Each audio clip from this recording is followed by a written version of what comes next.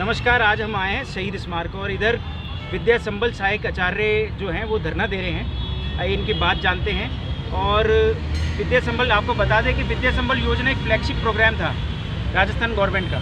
2021 के अंदर ये स्टार्ट हुआ था और 2021 में इन लोगों ने ज्वाइन किया और मार्च 2022 में इन लोगों को सिर्फ मौके के आधार पर हटा दिया गया।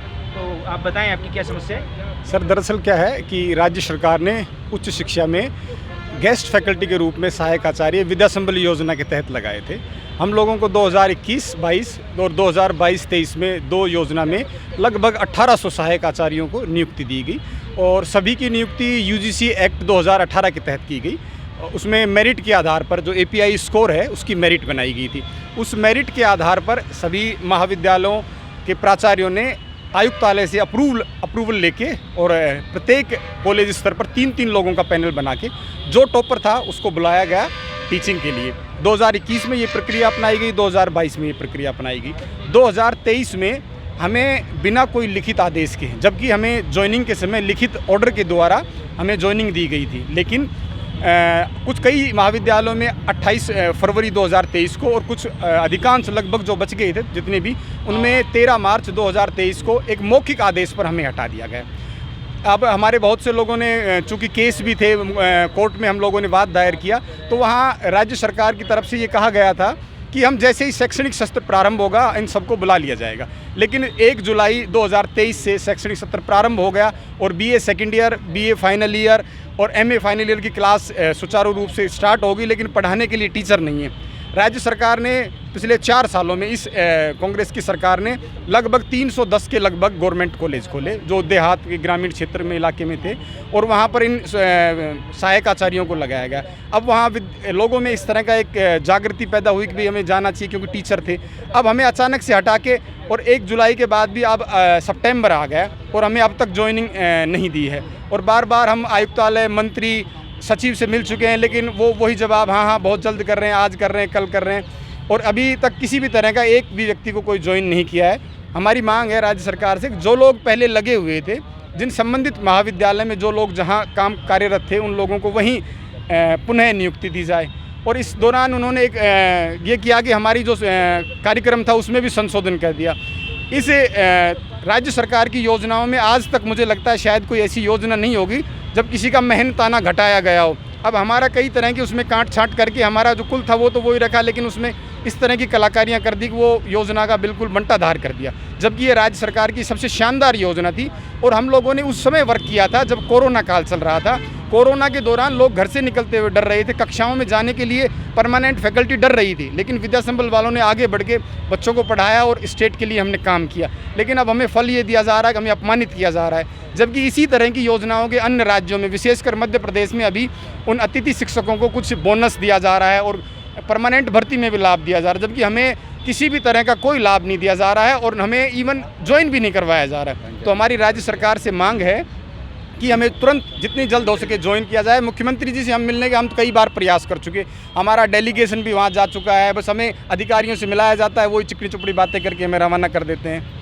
जी, आखिर ऐसा क्या, मतलब आप इतने 2 साल, मतलब आप कई महीने हो गए संघर्ष करते हुए, आप लोग सीएम साहब से क्यों नहीं मिल पा रहे? सर, हमने सीएम साहब के वहाँ 3-4 बार का 6-7-10 बार लिखित में दे रखा है, लेकिन हमें बताया जाता है बीच में तो सीएम साहब बोले उनके तकलीफ होगी, उनके पैर में चोट लगी, उससे पहले भी मिलेंगे, हाँ भी मिलेंगे। 30 जून को हम लोग लगभग 1500 लोग इकट्ठे हो गए थे और हमें बताया गया था इस तरह का मैसेज कि आपसे सीएम साहब मिलेंगे, लेकिन हमें नहीं मिले।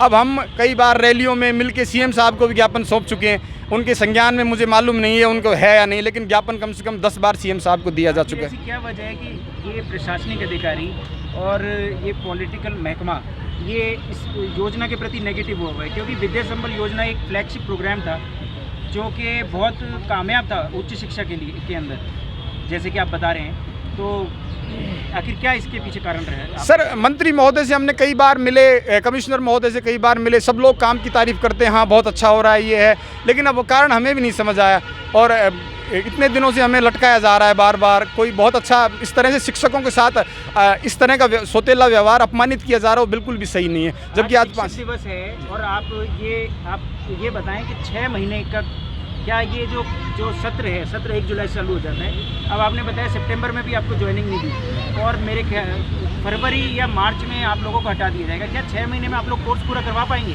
सर हमें कोर्स जितना प्रयास किया जाता है सर, हम चाहते नहीं, कोई भी शिक्षक, एक शिक्षक का धर्म होता है कि वो विद्यार्थी को शिक्षा दे। हम प्रयास करते हैं कि हम ज़्यादा से ज़्यादा जितना समय मिले, कई बार तो अतिरिक्त क्लासें लेते हैं सर। मैंने अतिरिक्त क्लासें ली और भी बहुत से साथी हैं जिनकी मंशा ये रहती है कि विद्यार्थियों को नुकसान नहीं हो।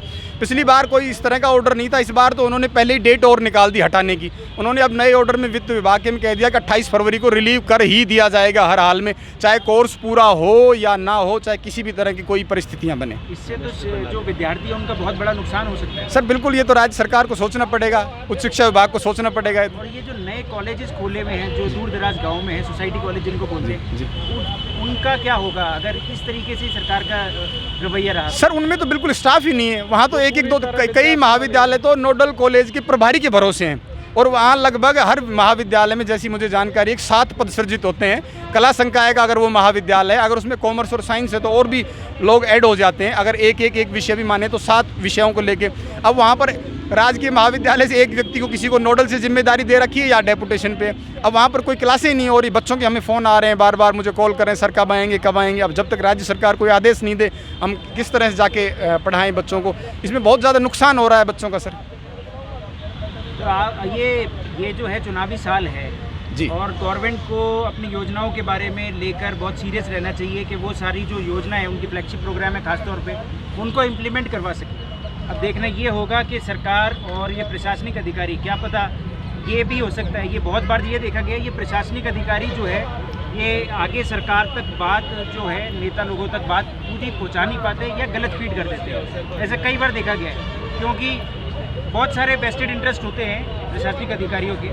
लेकिन अब देखना ये चुनावी साल के अंदर ये विद्या संबल योजना को कितनी प्रायोरिटी देते हैं या नहीं। यूँ ही बने रहिए हमारे साथ।